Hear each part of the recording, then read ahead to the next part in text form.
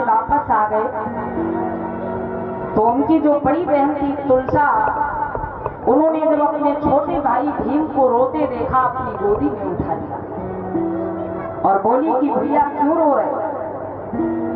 बाबा साहब बोले दीदी, जिस रास्ते से मैं स्कूल जाता हूँ उसी रास्ते में एक नाई की दुकान पड़ती है। अरे हर कोई जाकर के अपने बाल कटवा लेता है वहां पर। आज मैं उस दुकान में चला गया और नाई ने मुझसे मेरी जाति पूछी। जैसे मैंने अपनी जाति बताई, फटकार करके मुझको दुकान के बाहर निकाल दिया। बहन तुलसा की आंखों में आंसू आ गए और बोली भैया दोबारा अब उस दुकान में मत जाना। अरे मैं अपने हाथों से आपके बाल काट दूंगी, लेकिन आप उस दुकान में अब मत जाना। तो छोटे से भीमराव अपनी बड़ी बहन तुलसा से प्रश्न करते हैं कि दीदी, हर कोई उस दुकान में जा सकता है, मैं क्यों नहीं जा सकता? बहन तुलसा ने जवाब दिया, भैया इस देश में कुछ ऐसी व्यवस्था चल रही है जिसमें हम लोगों को शुद्ध व अछूत माना जाता है और हम लोगों को हर जगह आने जाने उठने बैठने का अधिकार नहीं। बाबा साहब अम्बेडकर जब अपनी बड़ी बहन तुलसा की ये बात सुनते हैं तो वहां पर वो एक बात कहते हैं कि दीदी, अगर इस देश में ऐसी व्यवस्था है जिसमें कुछ लोग ऊंचे हैं और कुछ लोग नीचे हैं, तो मैं बड़ा होकर के इस व्यवस्था को ही खत्म कर दूंगा। क्या कहा बाबा साहब ने? बहुत छोटे हैं, कोई 7-8 वर्ष की उम्र है और कहते हैं अगर इस देश में ऐसी व्यवस्था है कि कुछ लोग ऊंचे और कुछ लोग नीचे हैं, तो आगे चल करके मैं इस व्यवस्था को ही खत्म करूंगा और मैं ऐसी व्यवस्था को लेकर के आऊंगा जिसमें सब लोगों को समता समानता और बराबरी का दर्जा। माताओं बहनों, कदम कदम पर बचपन से लेकर के बाबा साहब बड़े हो गए तब तक जहां पर भी उनका अपमान हुआ, बाबा साहब हिम्मत नहीं हारे, बल्कि वहां से उन्होंने एक नया संकल्प लिया कि आज जो मेरे साथ हो रहा है वो मेरी आने वाली पीढ़ी के साथ में ना हो। माताओं बहनों, बाबा साहब अम्बेडकर कोई 10-12 वर्ष के हुए उस समय बाबा साहब अम्बेडकर के जो पिता हैं रामजी राव सकपाल, वो एक गोरे गांव में नौकरी किया करते थे और कई महीनों से छुट्टी ना मिल पाने के कारण वो घर नहीं आ पाए थे। पिता रामजी राव सकपाल ने अपने बच्चों के नाम चिट्ठी लिखी कि बेटा मुझे छुट्टी नहीं मिल पा रही है, मैं घर नहीं आ पा रहा हूँ, ऐसा करो आप लोग यहीं पे आकर के मुझसे मिल जाओ। भीमराव और उनके जो बड़े भाई हैं आनंद राव अपने पिताजी की चिट्ठी पाते हैं बड़े प्रसन्न हो गए, पिताजी से मिलने जाने की तैयारी करने लगे और तुरंत उन्होंने चिट्ठी लिख करके पिताजी को भेज दी कि पिताजी फला फला दिन पे हम आपसे मिलने के लिए आ रहे हैं और आप वहां के नजदीकी स्टेशन से आकर के हमको ले जाइएगा।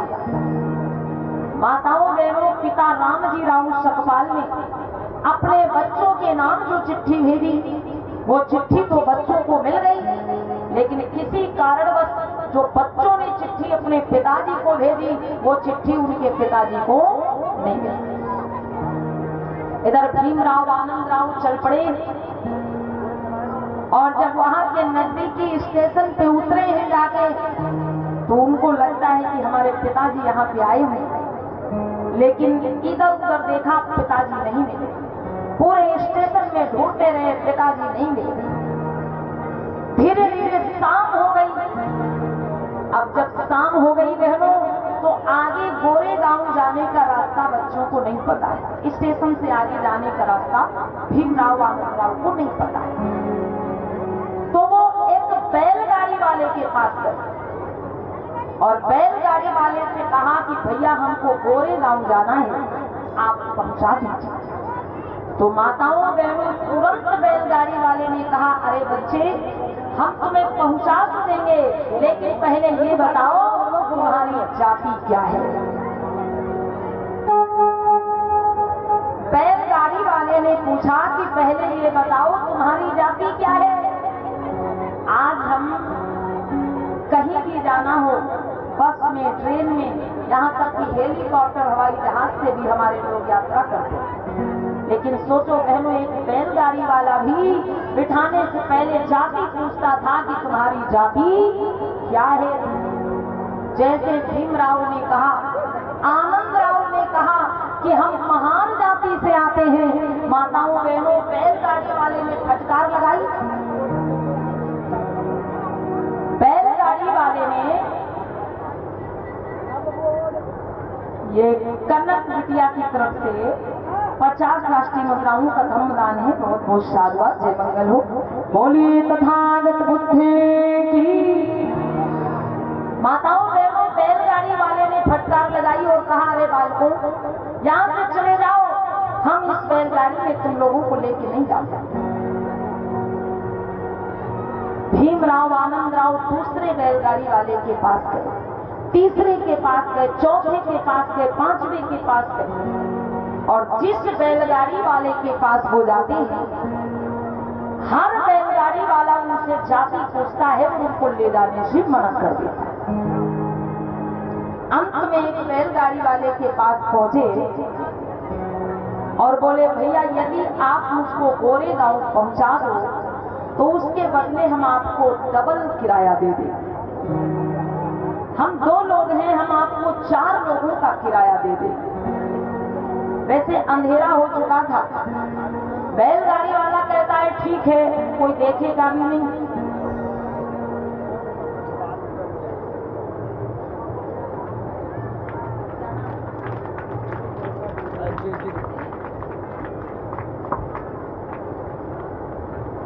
माननीय दिनेश भैया जी, ये दिनेश डोरसा जनसेवा केंद्र की तरफ से भैया ने नोटों की माला पहना करके हमें सम्मानित किया है।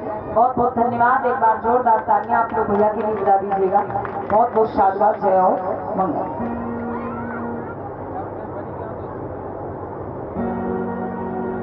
बोलिए तथागत बुद्धे की। माताओं बहनों, आज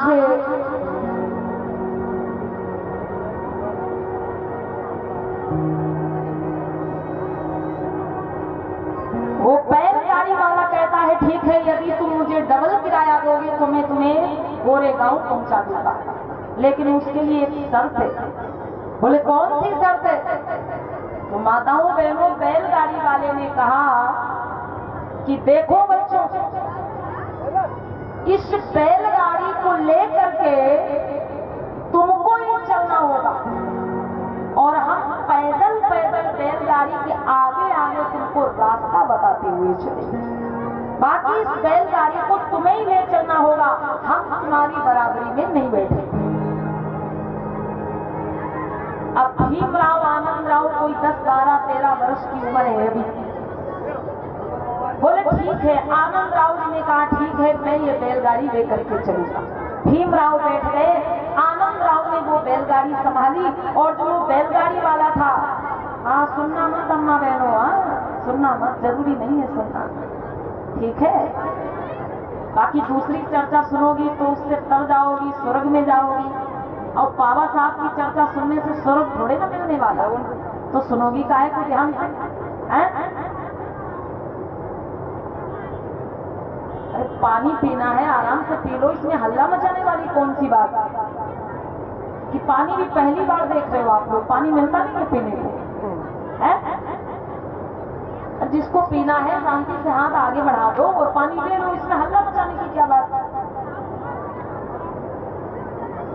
हेलो माताओं बहनों, आपको हम ये चर्चाएं इसलिए बता रहे हैं क्योंकि आप समझो कि बाबा साहब ने बचपन से कितने दुख और कष्टों का सामना करके आप लोगों को आज अच्छी स्थिति में पहुंचाया।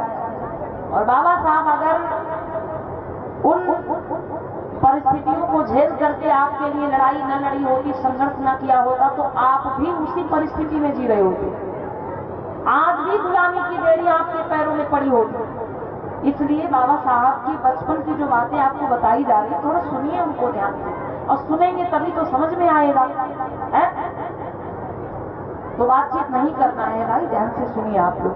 बोलिए बाबा साहब अमर रहे, माताओं बहनों, वो बैलगाड़ी वाला पैदल पैदल आगे आगे जा रहा है और भीमराव आनंदराव उस बैलगाड़ी को लेकर के चलते हैं। कई जगहों पर वो बैलगाड़ी जाकर के पलट जाता है।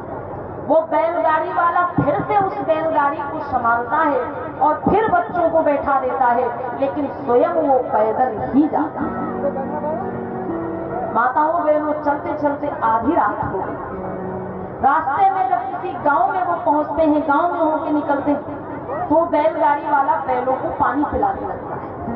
और जब वो बैलगाड़ी वाला बैलों को पानी पिलाता है तो भीमराव आनंदराव भी पानी मांगते हैं कि मुझको भी पानी पीना है।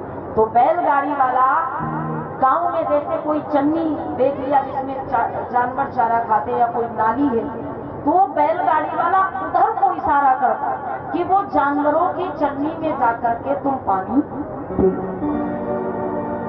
माताओं बहनों, उस दिन बाबा साहब को पहली बार ये एहसास हुआ था कि हम ऐसी जाति में जन्मे हैं या हम ऐसी जाति से संबंध रखते हैं जिस जाति के लोगों को साफ स्वच्छ पानी पीने का भी अधिकार नहीं है। और बताओ, आप लोग पानी के लिए शोर कर रही हो, कथा नहीं सुन रही। अरे पानी तो मिल ही जाएगा, थोड़ी देर में मिलेगा, लेकिन सोचो बहनों, वो ऐसी व्यवस्था थी कि देखिए एक बैलगाड़ी वाला बैलों को पानी पिला रहा है और जब बाबा साहब पानी मांगते हैं तो वो बैलगाड़ी वाला कहता है कि वो जानवरों की चन्नी में जाकर के पानी पी लो। उस दिन बाबा साहब को पहली बार एहसास हुआ कि वो ऐसी जाति से संबंध रखते हैं जिस जाति के लोगों को साफ स्वच्छ पानी पीने का भी अधिकार नहीं।